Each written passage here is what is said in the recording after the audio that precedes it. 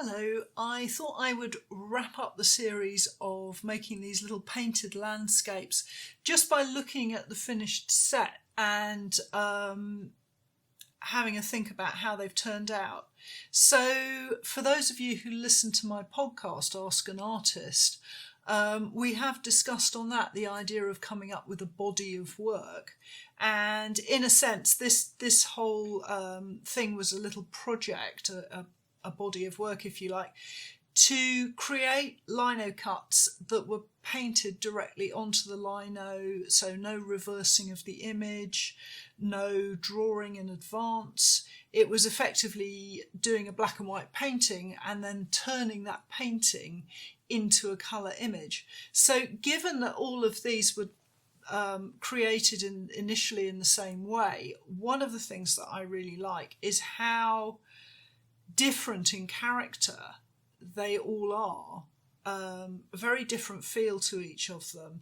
And that wasn't by design, that was by taking each print and just developing it and doing what I thought it needed as the reduction print went through its many layers. So one of the things I would take away from this was that it was really interesting to work on a coloured paper.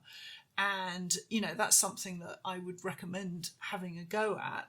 I mean, I realise that grey isn't exactly an exciting colour for many people, but it is for me because it took away the ability to use the white paper like a watercolourist to brighten the colours. But it also gave me the opportunity to do this overprinting with white. Here you can see there's something very pleasing about the brightness of those paler colours against the grey background. So I enjoyed that.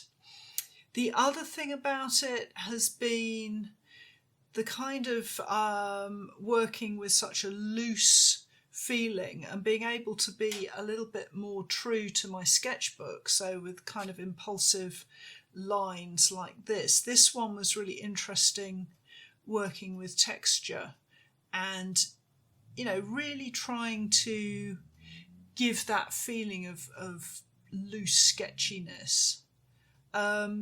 This one's been very popular on social media, and I think probably because it's quite colourful and dramatic.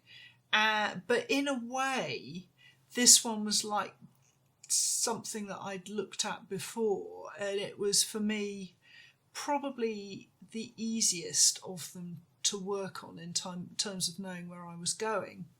These bottom two I've really enjoyed as well, and if you've been following the series you'll know that this little seed head in the foreground was a last minute decision because I finished the print and I felt it needed more, and I'm really pleased that I did that because I think it works for the print, but I also really like the fact that it comes down below the foreground. I like that. I like the way that this works with the little birds as well. So I've really enjoyed doing that. And then on this one, the colours and the real feel of that painting, of all of them, I think this one possibly has the sort of most painterly feel about it. And that's been nice to do, as has the playing with light and dark and inking light over dark. So as for prints, they've really challenged me in lots of ways, and it's been an interesting thing to do.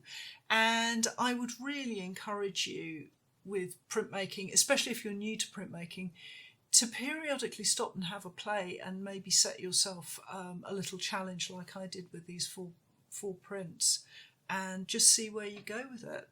I hope you've enjoyed the series, and I hope you'll be joining me for more films in the future.